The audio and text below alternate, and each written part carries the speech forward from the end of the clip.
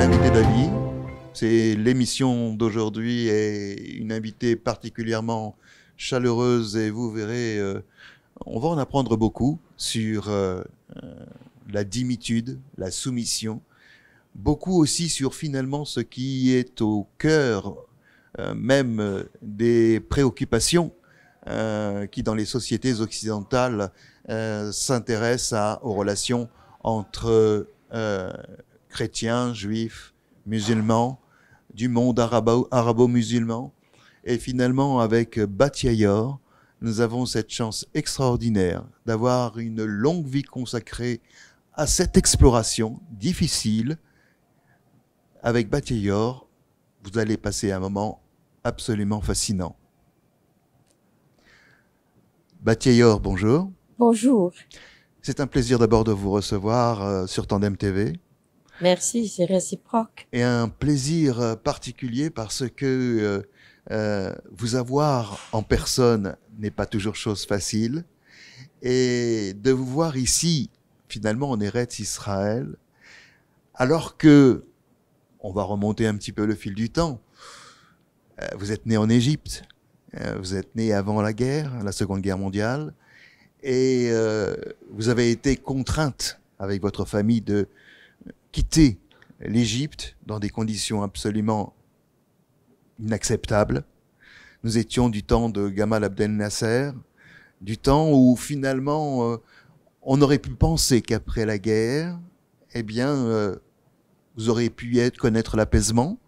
Après la tragédie qui avait frappé les Juifs européens, eh bien qu'en Égypte, vous auriez pu être dans ce que certains ont appelé l'âge d'or, la tolérance entre juifs et musulmans. Finalement, c'est tout le contraire. Et pas simplement, il y avait ce souci de vous mettre à part d'abord, de vous persécuter ensuite, de vous expulser à la fin, au nom du juif que vous étiez, de la juive que vous étiez, des juifs que vous étiez, mais aussi au nom d'une idéologie absolument incroyable qui ressemblait trait pour trait, et vous nous le direz même au travers de personnes installées au gouvernement, trait pour trait à cet antisémitisme absolument inouï qui avait frappé l'Europe et la Shoah, donc pendant cette Seconde Guerre mondiale. Batiayor, vous êtes né en Égypte, vous étiez une toute petite jeune fille, et finalement, on sent déjà dans ce départ contraint une personnalité hors du commun quand vous allez arriver en Angleterre, la destination après votre expulsion. Batiayor. Oui, c'est vrai. Je suis arrivée en 57 avec mes parents, mon père et ma mère. Mon père était infirme et ma mère venait de se casser le pied, donc j'étais là pour les aider, pour les soutenir. Je décris ce départ dans une autobiographie politique. Oui. C'est vrai on peut montrer d'ailleurs à l'antenne, c'est ce livre-là, donc autobiographie politique de Batiayor. Voilà, c'est vrai que ce départ était très violent. Les biens de mes parents avaient été séquestrés depuis dès 1945 ou 48, je connais pas exactement la date parce que mon père, enfin on en discutait à la maison, mais pour moi ça voulait rien dire. Et ensuite, la campagne anti-juive qui s'est déclenchée, particulièrement sous Nasser, donc après la guerre de 56, mais même avant, parce que Nasser, qui était un des officiers libres, était très pro-nazi et avait collaboré avec les nazis, comme il le dit lui-même, durant la Deuxième Guerre mondiale. Il en était de même de Sadat. Donc, ce que vous évoquez là, vous dites que ça rappelle d'une certaine façon aussi toute la campagne antisémite qui s'était développée contre les Juifs en Europe, s'était développée à l'instigation de ces officiers nazis et ces personnages qui étaient importants dans le Troisième Reich. Qui vont prendre d'ailleurs des places opérationnelles au sein du gouvernement. Voilà, sous des noms islamisés parce qu'ils sont tous convertis à l'islam. Donc ils ont influencé, mais il y avait déjà cette ambiance parce que quand même le monde arabe était très influencé par le nazisme durant avant la Deuxième Guerre mondiale et pendant la Deuxième Guerre mondiale. Donc, il y a eu le Faroud en Irak. Il y a eu, en fait, si il n'y a pas eu une Shoah des Juifs, elle avait été anticipée quand les nazis étaient déjà aux portes de l'Égypte en 1942. On attendait ces événements et l'extermination des Juifs.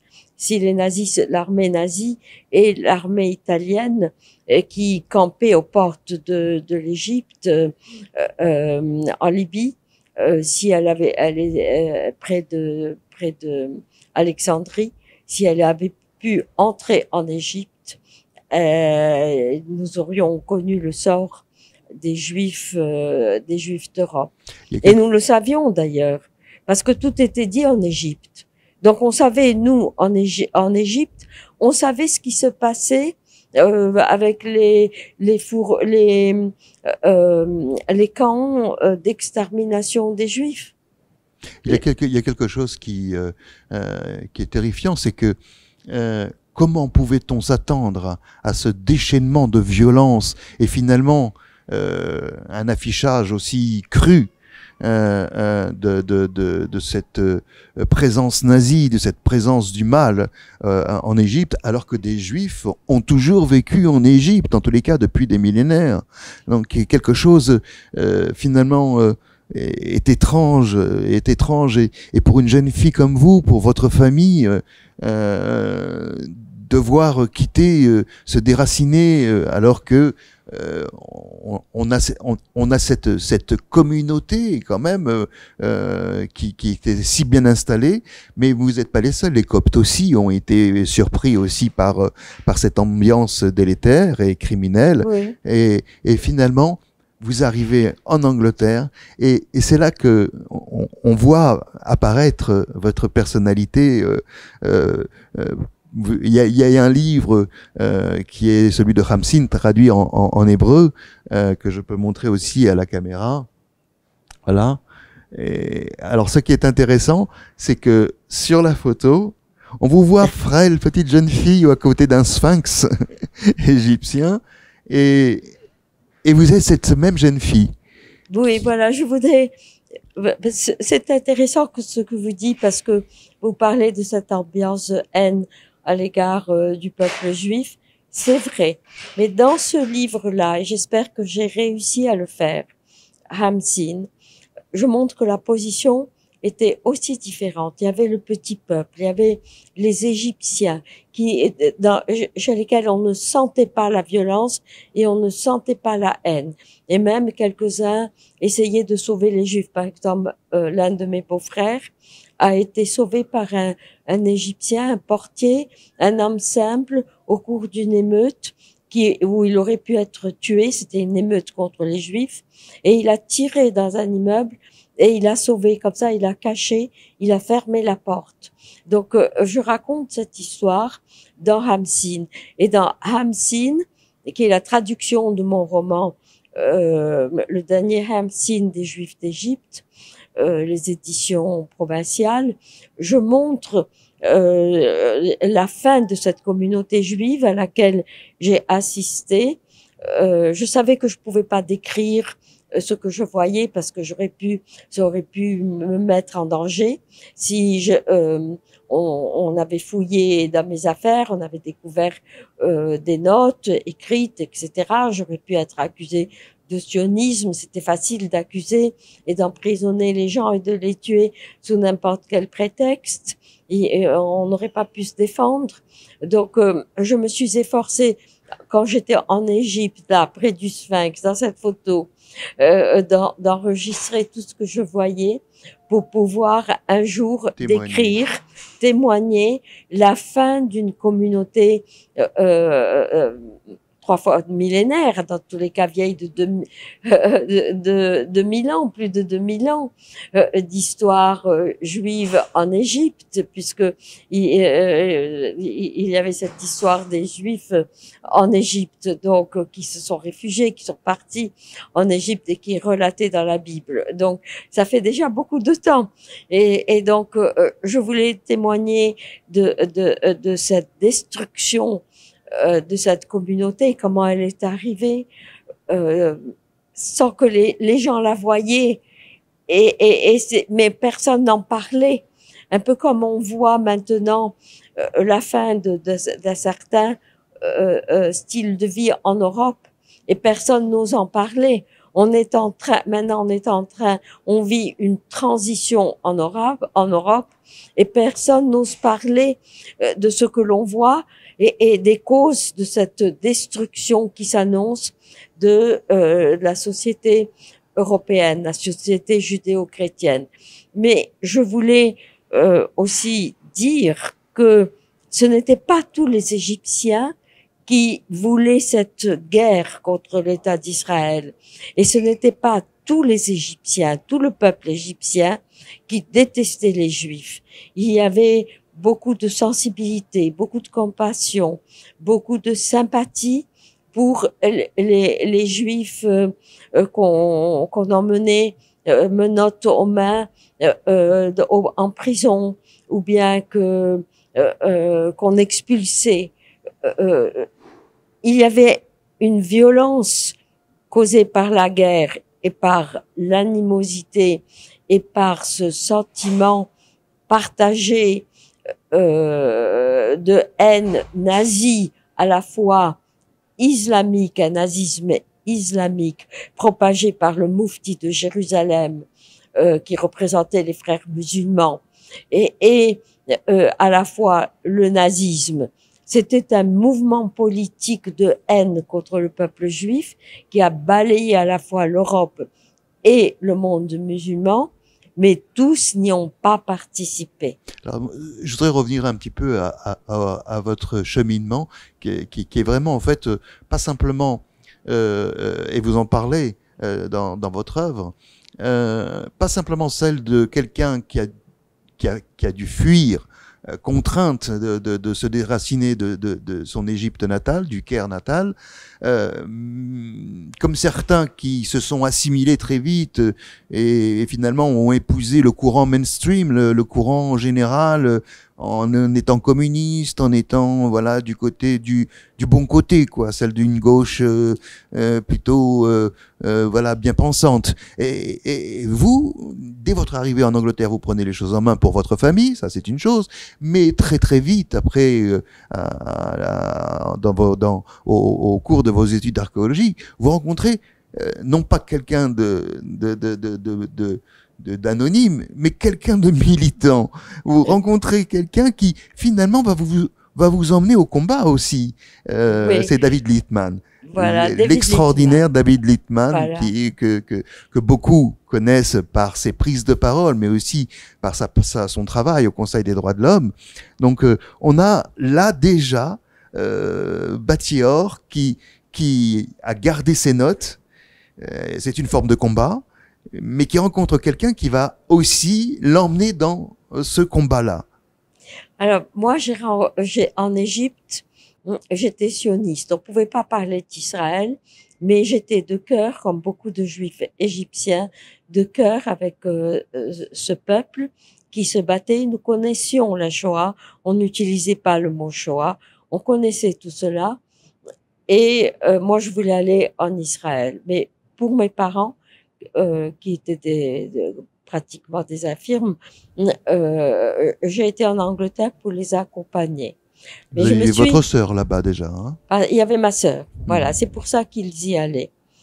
Et puis, comme je m'intéressais beaucoup à l'archéologie égyptienne et à l'histoire de l'Égypte, qui est absolument fabuleuse, euh, j'ai reçu on n'avait pas du tout d'argent, on nous avait tout enlevé, très très peu.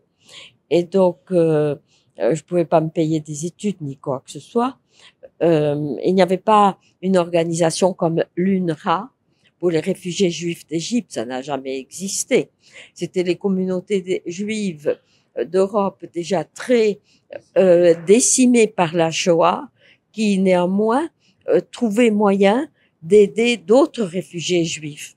Mais quand vous voyez ce que c'est que l'UNRWA, tout de suite l'UNRWA s'est organisée pour les réfugiés arabes de Palestine qui eux-mêmes avaient provoqué la guerre. C'est eux qui avaient provoqué la guerre contre les Juifs de Palestine. Et néanmoins, bon, ils n'avaient qu'à aller traverser un peu.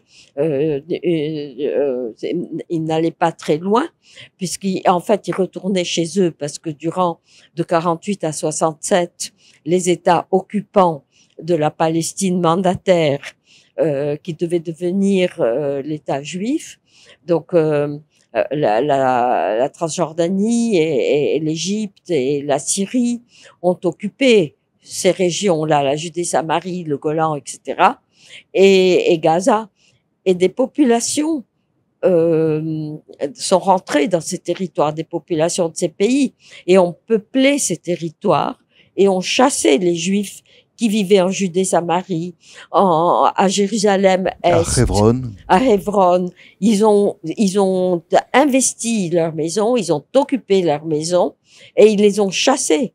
Donc, mais ces populations, néanmoins, ont reçu la sollicitude du monde entier et des millions pour, jusqu'à présent maintenant, donc des milliards, pour les aider. Nous, Juifs des pays arabes, qui n'avons porté aucune arme contre aucun Arabe, nous avons été chassés, tous nos biens ont été confisqués, pris, et nous avons été aidés par nos co-religionnaires qui eux-mêmes avaient été décimés par la Shoah en Europe. Et donc, cet argent, si modique était-il, était sacré pour moi. Et j'ai pu aller étudier à l'Institut d'archéologie, l'archéologie. Et c'est là que j'ai rencontré un homme absolument extraordinaire. Je pensais jamais que je l'épouserais parce qu'il était très grand. Et nous étions, d'un côté, d'une certaine façon, nous étions très similaires, d'une autre façon, très différents. Il était américano-anglais, il venait d'une culture totalement différente de la mienne, qui était franco-italienne. Donc, c'était très différent. Mais mon mari n'était pas sioniste. C'est moi qui l'ai rendu sioniste. Néanmoins, en 61, après avoir lu le premier livre sur l'extermination des Juifs d'Europe, on n'appelait pas encore ce phénomène la Shoah. Mon mari a pris la décision d'aider les Juifs qui se trouvaient en difficulté à ce moment-là, donc en 61. Et on lui a proposé de participer à une mission très dangereuse au Maroc. L'opération Murale. L'opération Murale, voilà. Alors. Mais il vous a emmené dans les bagages. Vous étiez deux là. Voilà. Alors il m'a proposé cela, et moi qui venais de quitter l'Égypte traumatisée. Après, c'était, il y avait à peine 3 ans et demi ou 4 ans qui s'étaient passés, et j'étais une femme comblée. J'étais très heureuse de mon mariage. J'avais eu un bébé magnifique, et je voulais faire une mitzvah de mon côté. Mon mari voulait faire sa mitzvah. Lui, il avait sa mitzvah en aidant des Juifs, il avait dit de façon tout à fait, les mitzvahs, on les fait volontaires, on reçoit pas d'argent. Donc, il voulait faire cette mitzvah pour le peuple juif. Et moi aussi, je voulais faire une mitzvah. Je sais pas pourquoi. Je voulais faire une mitzvah de remerciement, un acte de remerciement vers quelque chose qui se présenterait. Et ce quelque chose a été quelque chose de terrible pour moi, de retourner dans un pays musulman, collaborer à une action sioniste, et je savais que cela signifiait la condamnation à mort.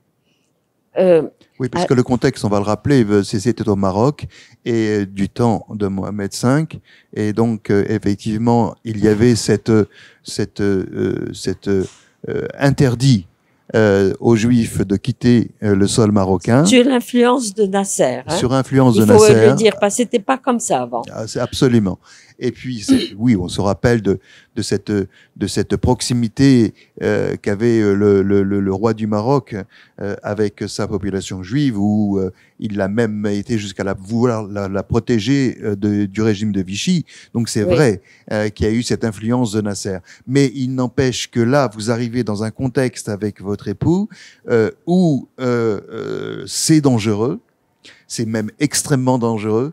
Et il y a des persécutions anti-juives. Ah oui. C'est d'ailleurs assez étrange, c'est que on les a un peu comme certains Égyptiens qui ont quitté l'Égypte, ont voulu mettre sous le tapis ce qui était dramatique et tragique pour la plupart de la population. Je vais rappeler des chiffres, mais c'est 45 000 Juifs d'Égypte qui ont quitté l'Égypte. Oui, avant, c'était 89, la communauté. Oui, absolument. 89 000. Mais quand l'époque que vous parlez, 56, 57, déjà, c'était réduit. C'est ça, 45 000 donc finalement sont partis, 38 000 donc ont été en Israël pratiquement, et les autres donc comme vous, l'Angleterre, ça aurait pu être le Brésil, mais ça a été l'Angleterre, et finalement vous retournez au combat. Peut-être parce qu'il y avait derrière cela déjà ce que vous disiez tout à l'heure, le danger qui vous accompagnait, c'était celui de ces notes, de ces témoignages que vous aviez envie de partager. Et finalement là, au-delà de la mitzvah dont vous avez parlé, il y a en même temps quelque chose à témoigner. Oui. Sauver des enfants, puisque ça va être donc l'objectif, sauver des enfants avec votre époux, dans un contexte absolument incroyablement dangereux. Oui, juste avant notre arrivée, un juif qui avait collaboré avec l'Alia des jeunes, Young Alia, Youth Alia, avait été arrêté et emprisonné.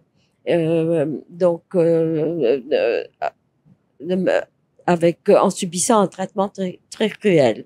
Donc, on savait vers quoi on allait. Mon mari savait vers quoi il allait.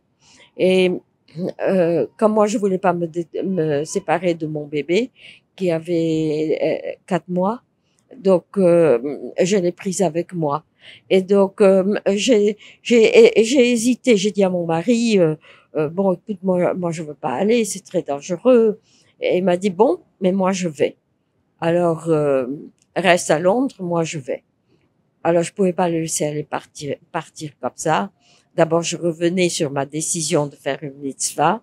Ensuite, je savais que lui serait en danger parce qu'il n'avait aucune idée de ce que c'est que la vie juive dans un pays musulman. Surtout et c'était très violent à ce moment-là, après la visite de Nasser au Maroc. Et donc, je pouvais pas le laisser aller seul. Donc je suis partie avec lui et donc j'ai pris une autre j'ai dû adopter une autre je suis rentrée dans la peau d'un autre individu. D'abord mon nom a changé, j'étais catholique, j'étais une Française, j'ai dû oublier toute ma vie passée parce que je partais sous une autre personnalité, un autre individu, mon mari de même. J'ai dû me rappeler aussi de ne jamais l'appeler David, mais Gerald. et j'ai dû assumer donc des responsabilités à son côté qui m'engageaient fortement dans cette action. Et grâce à cela, 530 enfants juifs ont pu quitter le Maroc en toute sécurité, euh, avec la signature des fonctionnaires marocains, qui, je le dois le dire, étaient suspicieux, mais très gentils. Et donc, ils ont pu partir pour des vacances, soi-disant des vacances en Suisse. Ils sont partis soit en bateau, soit en avion. Et donc, et puis cette opération a duré très peu de temps parce que nous devions partir avant le retour, soi-disant des vacances, de ces enfants. Donc, c'était 1 mois. Et en 1 mois, il fallait faire partir un maximum d'enfants. Et c'est ce que mon mari s'est appliqué à faire. Il dormait presque pas, il était très actif et c'était très stressant pour moi aussi parce que j'étais en plus enceinte. Donc j'avais la responsabilité de ma fille, de mon bébé, la responsabilité de mon enfant à naître. Et donc, mais j'ai pas voulu renoncer à mon vœu et à ma mitzvah, et j'ai donc tenu bon et jusqu'au bout. Au moment où on partait, mon mari et moi, ça devenait vraiment très intense, très chaud aussi l'atmosphère, parce que les choses se précipitaient. Et donc moi je suis partie de mon côté, mon mari est parti le lendemain du sien, et nous nous sommes retrouvés à Londres. Mais nous ignorions que on travaillait avec le Mossad. Oui. À cette époque. On savait pas. On rencontrait des gens. C'était Georges, c'était Jacques, mais on savait pas qui ils étaient. J'ai eu la chance de voyager avec des gens de ce Mossad-là, l'Aliabet, qui ont fait le voyage depuis Sète, le port de Sète en France, jusqu'en Israël. Et effectivement, cette ambiance secrète et en même temps fascinante, parce que et là on va arriver à votre sujet, mais la bien-pensance, c'était que avec les chrétiens, voilà, on a fini avec la Shoah, mais avec le monde arabe, on a toujours vécu finalement peut-être soumis, mais en bonne entente. Ils nous laissaient pratiquer notre religion, et on n'a pas vécu des persécutions comme dans l'Occident chrétien, etc. Et puis finalement, on découvre bien avant d'ailleurs, et vous l'avez rappelé tout à l'heure, la Seconde Guerre mondiale, que les choses n'étaient pas aussi lisses que cela, qu'il y a toujours eu des persécutions anti-juives dans le monde arabe, mais plus encore, c'est que c'est rajouté effectivement l'idéologie après-guerre, celle influencée par l'Union soviétique, mais également celle absolument effroyable, influencée par ceux qui, en Syrie ou en Égypte, anciens nazis, ont rejoint donc des régimes arabes. Et même si on doit aussi préciser qu'au Maroc, puisqu'on en parlait, quelque temps après, l'autorisation pour les Juifs de pouvoir quitter le Maroc a été autorisée par le roi du Maroc, malgré cette période-là absolument terrible pour beaucoup, puisque beaucoup ont perdu la vie, beaucoup ont été torturés, beaucoup ont été effectivement, en tous les cas, incriminés d'une façon ou d'une autre. Ce qui semble intéressant, et c'est là le cœur de votre œuvre, c'est que finalement, dans la foulée, il va y avoir cette prise de conscience qu'il y a quand même quelque chose d'oublié dans l'histoire. C'est l'occasion de parler de l'organisation, World Organization pour les réfugiés, les Juifs réfugiés du monde arabe, et qui va être donc fondée par votre époux et vous-même. Non, par un groupe. Par un groupe, oui. Un groupe, pas par mon époux. Non, il a beaucoup participé, mais il n'était pas un juif du monde arabe. Oui, absolument. Voilà. Voilà. C'était moi, mon époux aussi qui m'aidait dans tout, qui participait à tout, et puis des juifs du monde arabe qui sont réunis en 1975 pour parler du drame et de l'expulsion des Juifs du monde arabe. Donc personne ne parlait. C'était surtout des Juifs d'Irak qui étaient très actifs.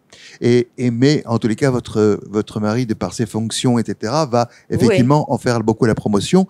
Mais ce qui est intéressant, c'est que vous êtes un petit peu en retrait de David Littman, mais finalement, tout ce que vous avez engrangé comme notes, comme témoignages, mais comme vie personnelle aussi, vous êtes un petit peu le volet, la référence pour votre époux, qui, comme vous le disiez tout à l'heure, n'avait pas cette expérience-là, ce regard de coexistence avec le monde arabe. Vous avez compilé tout ça avec l'expérience Opération Murale. Finalement, votre œuvre s'écrit presque au-delà de vous-même. Elle commence à s'écrire. Et finalement, on en arrive à quelque chose qui vous est un constat flagrant, celui où il faut parler des relations entre le monde juif et le monde arabo-musulman. Et là, une expression va être terrible pour tous ceux qui voulaient la bien-pensance, c'est le mot dimitude, soumission. Et là, on change de paradigme. Le paradigme qui consiste à dire que tout le monde arabe est victime parce que colonisé d'une manière ou d'une autre par l'Occident. Voilà que vous rappelez que les choses ne sont pas aussi simples et que dans l'histoire, des peuples chrétiens ou juifs qui n'étaient pas musulmans ont eu un statut officiel, celui de dhimmi. Oui, en effet, le monde, on avait totalement ignoré la condition, le statut juridique des non-musulmans, que ce soit juifs, chrétiens, sabéens, zoroastriens, anciens perses, dans l'islam. Et donc, l'islam, les musulmans n'ont pas les mêmes critères juridiques, même éthiques, que l'Occident. L'Occident, c'est quand même le monde judéo-chrétien. Et il y a un livre, la Bible, qui est notre livre, et donc aux Juifs et aux chrétiens, et qui détermine nos critères éthiques et aussi d'une certaine façon juridique, parce que quand vous dites par exemple une expression biblique œil pour œil, dent pour dent, qui a été totalement dévoyée, mais que je trouve qui est une expression parfaite de la justice, parce que cela implique que la peine doit être mesurée à la sévérité du crime et pas plus que cela. Alors que dans certains systèmes juridiques, comme dans le système de la dhimitude, si on ne peut pas, il n'y a pas de talion entre, c'est-à-dire il n'y a pas d'égalité entre musulmans et non musulmans. C'est-à-dire que si un juif, par exemple, gifle un musulman, eh bien la peine ne doit pas être le retour de la gifle, mais peut-être l'exécution du juif ou du chrétien, parce que le juif et le chrétien ont exactement le même statut, alors que le zoroastrien, son statut est beaucoup plus sévère dans la charia que celui du juif et du chrétien. Donc ça, c'est un point intéressant, parce que on ne peut pas punir, et c'est ce qu'on dit maintenant. On dit, on doit avoir une justice mesurée. On ne doit pas se venger. On ne doit pas faire pire que ce que la victime a reçu comme coup, etc.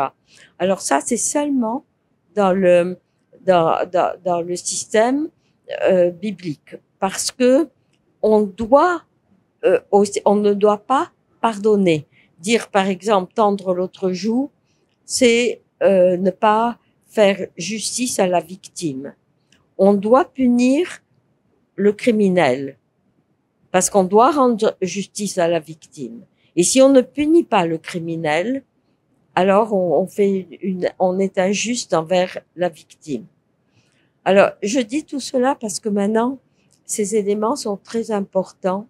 Maintenant que nous avons à faire face à des vagues de terrorisme qui impliquent que l'on prend la défense du terroriste et on néglige la victime du terroriste. Alors, on doit revenir à une victime qui respecte, à une justice qui respecte la victime et non qui prétend, je pense par exemple à la mort de Gisèle Halimi, ou bien à d'autres victimes juives, mais aussi chrétiennes. Sarah Halimi, vous voulez dire? Sarah Halimi, excusez-moi, oui, c'est le contraire, Sarah Halimi. Voilà. Donc, et je pense, par exemple, à la mort de Samuel Paty. J'ai lu aujourd'hui qu'il y avait un pauvre prêtre maronite qui a été roué de coups devant son église. Alors, tout ça, ce sont des comportements de la dimitude, où on tue l'infidèle parce qu'il est inférieur, ou bien parce qu'il a offensé l'islam. La personne qui offense l'islam doit être mise à mort. Voilà, donc la critique de l'islam.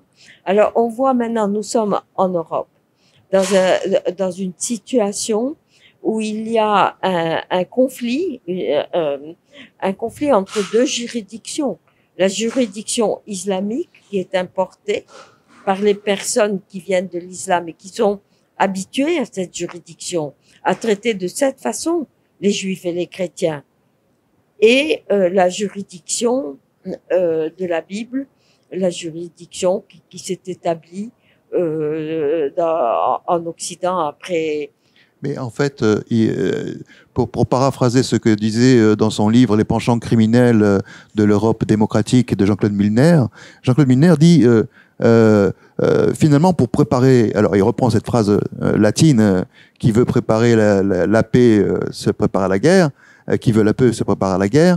Lui, il dit, qui veut la paix doit effacer l'histoire, doit refuser l'histoire. Oui, et finalement, c'est ce qu'on a essayé de faire. Oui, le non-juif pose un problème parce qu'il est et en même temps le juif du savoir et il est en même temps le juif de l'étude. Et cette persistance du juif pose un problème, a posé un problème au temps des Lumières, mais pose un problème encore contemporain parce qu'il est héritier d'une histoire continue.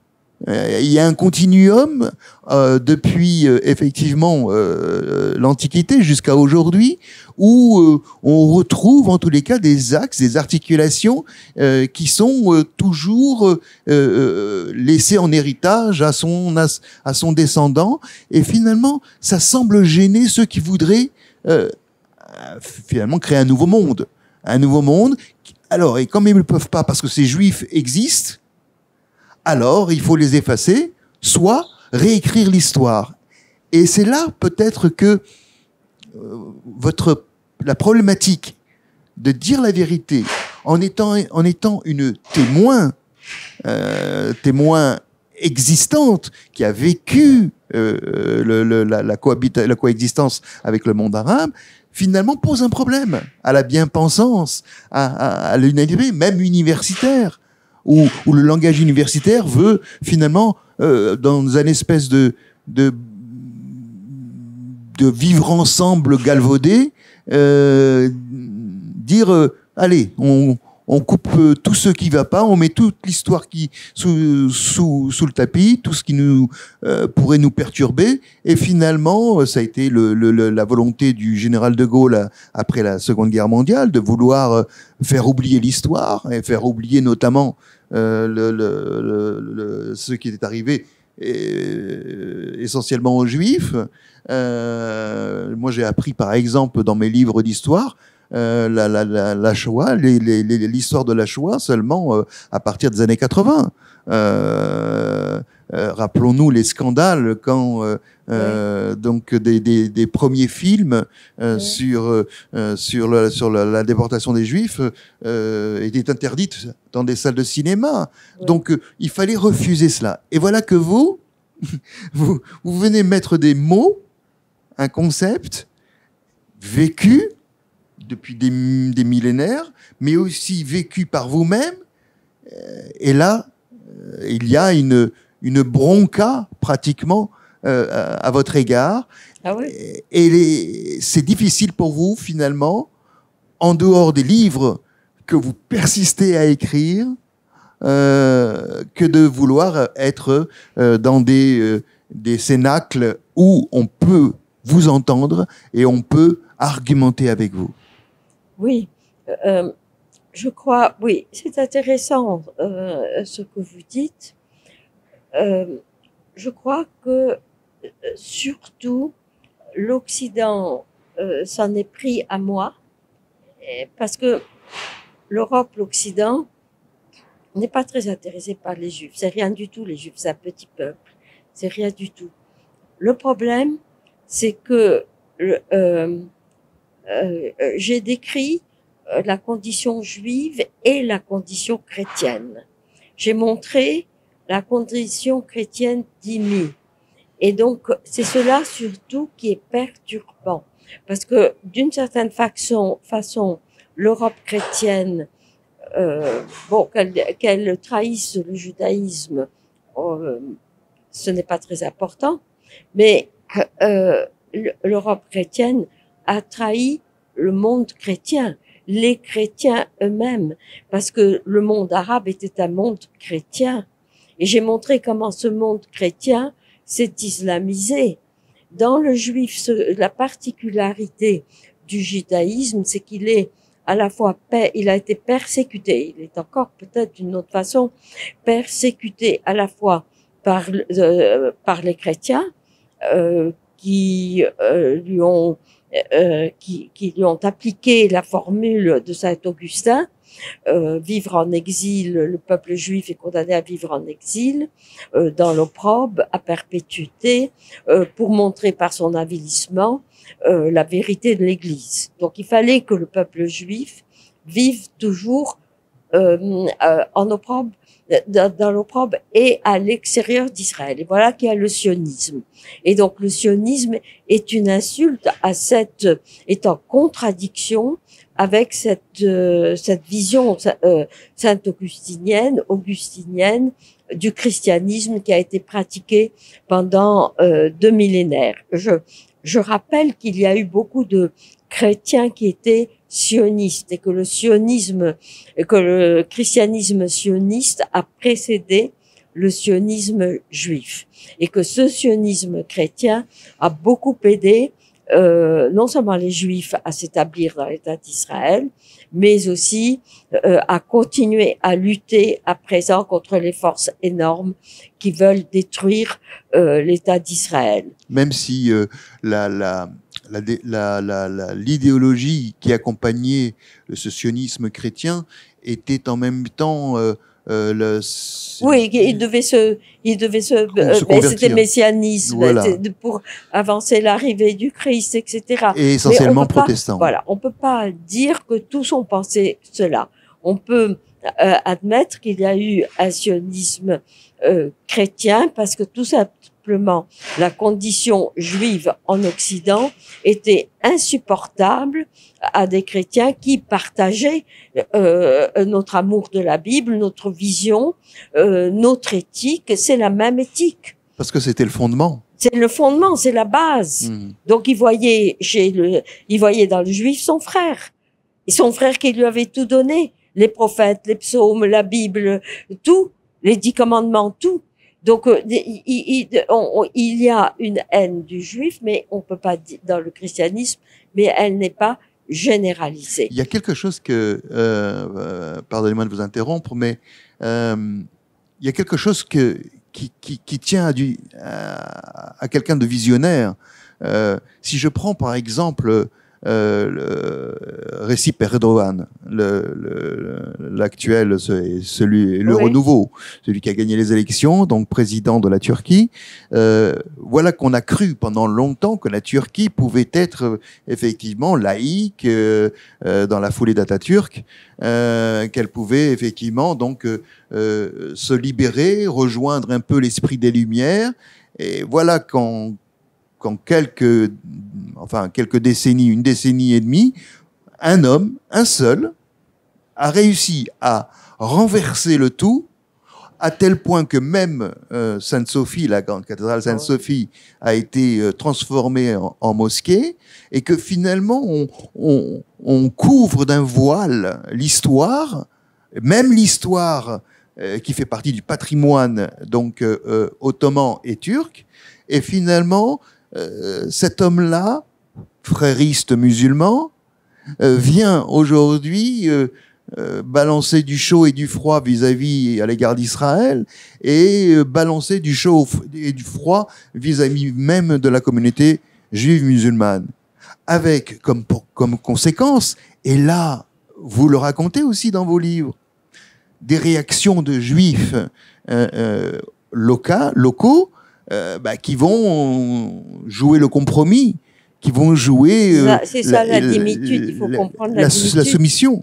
Oui, la soumission, c'est pas n'importe quelle soumission. C'est une soumission conditionnelle. Si vous ne vous soumettez pas au règlement de la charia qui prévoit toujours la conquête, la victoire de l'islam sur le monde non musulman, vous êtes détruit. Vous devez vous soumettre, autrement vous perdez la vie. D'ailleurs, vous devez payer une taxe qui s'appelle le rachat de la tête, la jizya, qui signifie vous rachetez votre vie. Il y a le rachat, c'est pas n'importe quelle soumission. Il faut racheter toujours par des actes d'allégeance. Donc, il faut bien connaître cette condition d'IMI qui, en fait, n'a jamais été étudiée de façon approfondie. Je m'excuse d'être aussi peu modeste, d'une façon approfondie comme je l'ai fait, ou du moins je n'en connais pas. Je ne connais pas des analyses qui couvre tous les aspects de la condition d'IMI. Mais ce que je voulais dire, c'est que pour le juif a été persécuté donc en chrétienté, mais pourquoi ce problème revient maintenant? Parce que le juif a été aussi persécuté dans l'islam, et je ne sais pas où c'est pire, ça dépend. Dans certains endroits, en chrétienté, il était très bien. Par exemple, aux États-Unis, il n'a jamais été persécuté. Donc, on ne peut pas dire généraliser sur la chrétienté. D'autre part, dans l'islam, il a été très sévèrement persécuté dans certains endroits, à certaines époques, moins dans certains endroits, à certaines époques, et de même dans la chrétienté. On peut, par exemple, en Pologne, il y avait 3 millions de juifs avant l'extermination. Mais jamais dans le monde musulman, il n'y aurait pu y avoir 3 millions de juifs à cause de la condition d'IMI. C'était pas permis, c'était vraiment des très petites communautés qui étaient tolérées dans des conditions insupportables. L'autre terme qui vous a ostracisé aussi, c'est le terme de rabbia. Oui. Le terme de rabbia, donc effectivement, cette soumission de l'Europe, pour le dire un petit peu de manière un peu grossière, cette soumission de l'Europe à cette dimitude, hein, donc imposée par le monde arabe, même si elle semble virtuelle, elle est réelle de par ce qu'on appelle aujourd'hui cette stratégie frériste des frères musulmans, qui est une espèce de soft power où on rentre dans le pays non pas en envahisseur, mais on va par petites touches ici et là vouloir changer le climat judéo-chrétien, si on parle de la France et Oui. d'autres pays, pour finalement le rendre plus communautarisé d'abord, et puis finalement prendre la main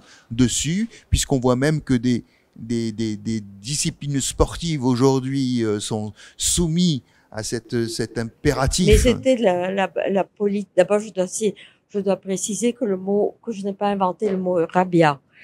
C'est le nom d'un journal, de plusieurs journaux, qui ont été publiés par des groupes européens qui s'appelaient eux-mêmes Eurabia. Donc j'ai donné ce nom de Eurabia à cette politique qui était exprimée par ces partis qui se nommaient Eurabia. C'était le comité de collaboration et d'association avec le monde arabe. Et donc c'était ces comités qui existaient dans tous les pays européens de la communauté européenne et qui étaient chargés par les gouvernements. Ils agissaient sous l'impulsion et ils se réunissaient avec le monde arabe sous le parrainage de la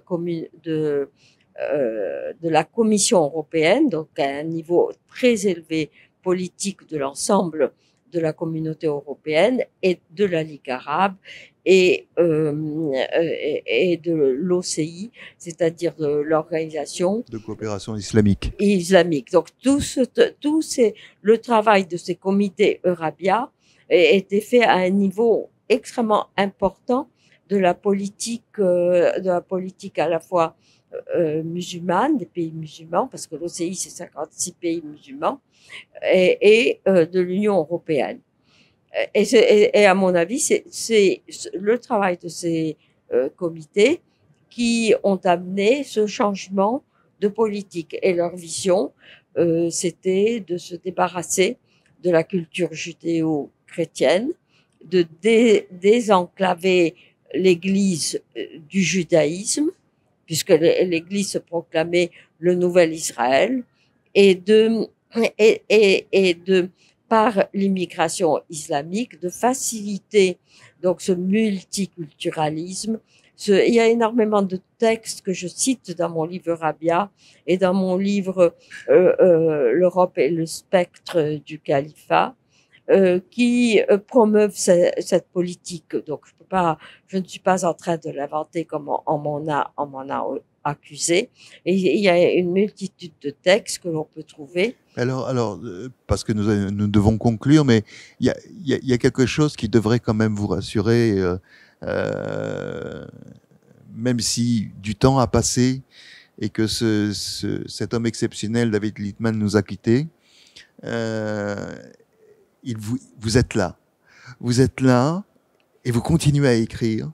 Vous êtes le témoin vivant d'une époque qui a eu un âge d'or de la persécution juive contemporaine par le monde arabe vis-à-vis des juifs et des chrétiens. Et aujourd'hui, malgré tout l'ostracisme que vous avez dû subir, et vous parlez de l'OCI, on pourrait parler de en 2010, quand on vous a annulé une conférence. Tout le temps, on m'a annulé des conférences. Voilà, au titre de fake news, on dirait maintenant, et que finalement, c'était cette influence du monde arabe qui empêchait qu'on puisse entendre votre voix. Pas seulement le monde arabe. Oui. C'est le monde chrétien. Le monde, vous savez, pour moi, et je l'examine dans mon livre, pour moi, c'est la suite du nazisme. parce que à l'époque nazie, on a vu cette forte fusion culturelle et militaire, politique, dans l'extermination des Juifs dans tous les pays occupés par le Troisième Reich, et qui voulait cette union d'une Europe d'une Europe unie sous l'égide de Hitler, du nazisme, avec le monde arabo-musulman. C'était une association, une fusion, et cela a continué. Il y a eu l'interruption, la guerre qui a été perdue pour les nazis, etc. Mais néanmoins, des liens très intenses s'étaient formés. D'ailleurs, depuis la Première Guerre mondiale, avec l'alliance de Hitler, l'alliance de Guillaume II, l'Allemagne avec l'Empire ottoman. Donc, c'est une continuation historique de cet ensemble. Mais moi, je suis pas une géopoliticienne et je n'aime pas me mêler de politique. Ce qui m'a intéressé dans mon travail, c'était la découverte d'un monde qui était totalement ignoré. C'était le monde de la dimitude. Et pour moi, ce monde de la dimitude, c'est le monde judéo-chrétien, juif et chrétien. Et dans cette persécution du juif par l'Europe, je décèle la même persécution envers le chrétien. Je connais tous ces chrétiens qui se battent dans des pays africains, dans des pays musulmans, dans des pays comme les Arméniens maintenant, par exemple, et en Europe, pour défendre leur culture, pour défendre leur civilisation, pour défendre leur éthique, et qui sont autant que moi persécutés. Il faut pas penser seulement sur le plan juif. Je vois les chrétiens, pour moi, comme des frères dans l'histoire. Et d'ailleurs, si on regarde aujourd'hui le monde arabo-musulman, ceux qui ont disparu sont autant, bien sûr, les communautés juives que les communautés chrétiennes, bien au-delà d'ailleurs du simple citoyen ordinaire, mais même les prêtres censés représenter en tous les cas le respect du culte, eh bien aujourd'hui ont disparu ou alors se sont complètement islamisés, et c'est parce qu'ils ont été trahis par leurs propres frères, et c'est ça qui est très difficile d'accepter. Et c'est pour ça que beaucoup de chrétiens me demandaient de témoigner pour eux, parce que leur voix n'aurait pas porté. Ils venaient chez une juive pour parler pour eux. En tous les cas, je suis observateur de ce qui se passe dans l'université et aussi dans les sociétés européennes et outre-Atlantique. Et votre voix, finalement, était plutôt pionnière, puisqu'aujourd'hui, il y a une petite, en tous les cas, il y a un frémissement important quand même, de gens qui reconnaissent effectivement, sans vous rendre hommage encore, rendre à César, c'est pas très important, vous avez raison, mais qui en l'occurrence aujourd'hui sont en train de revenir à ce paradigme du victime parce que colonisé, etc. Et qu'aujourd'hui, on revient peut-être à vouloir parler d'histoire, même si petite symbolique, il va y avoir dans quelques semaines cette rencontre à Cordoue. Cordoue, quand même, une ville tellement symbolique de votre travail, puisque Cordoue, c'était cette rencontre Averroès, rencontre qui a écrit énormément de choses anti-juives. Absolument. Et contre, et qu'on appelle pourtant l'âge d'or de la tolérance. C'est le contraire de la vérité. Absolument. Et donc, finalement, on érige le contraire de la vérité. Voilà. Donc, et finalement, c'est là aussi là-bas, c'est peut-être pas un hasard qu'on va organiser une rencontre, si elle n'est pas reportée, une rencontre où on veut distinguer ce qui est la haine d'Israël de ce qu'est l'antisémitisme. C'est peut-être pas un hasard, vous voyez, où il y a encore des combats à mener. En tous les cas, vous êtes la personne idoine pour pouvoir témoigner et combattre encore. Votre œuvre, vos livres sont absolument extraordinaire, je le dis pas pour vous flatter, mais je le dis parce que de les lire aujourd'hui à la lecture de ce qui se passe autour de nous, finalement nous rend davantage plus acteurs de ce qui devrait être une réelle coexistence, une réelle égalité entre la vérité des chrétiens dans le monde arabe, la vérité des juifs dans le monde arabe. Beaucoup de musulmans témoignent pour les chrétiens et les juifs. Absolument. Et ça, c'est merveilleux. Ils prennent beaucoup de risques pour le faire. Et je voulais vous dire aussi que pour Erdogan, il ne faut pas minimiser le rôle de l'Amérique qui a soutenu tous les et de l'Europe, les partis les plus extrémistes. Et je voudrais juste terminer avec ce petit mot. C'est que peut-être l'hommage le plus sincère, le plus profond qu'une femme telle que vous peut recevoir.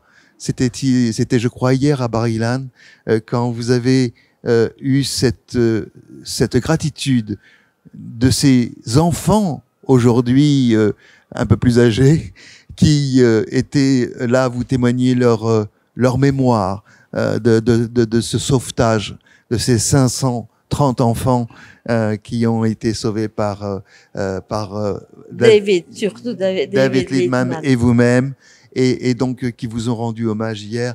C'est peut-être là qu'il faut chercher le véritable remerciement. Et puis, bien sûr, les remerciements de la chaîne Tandem TV pour cet entretien absolument profond, chaleureux et bien sûr plein de sources et de références et qu'on pourra retrouver dans vos livres et on les citera. Merci beaucoup. Merci à vous.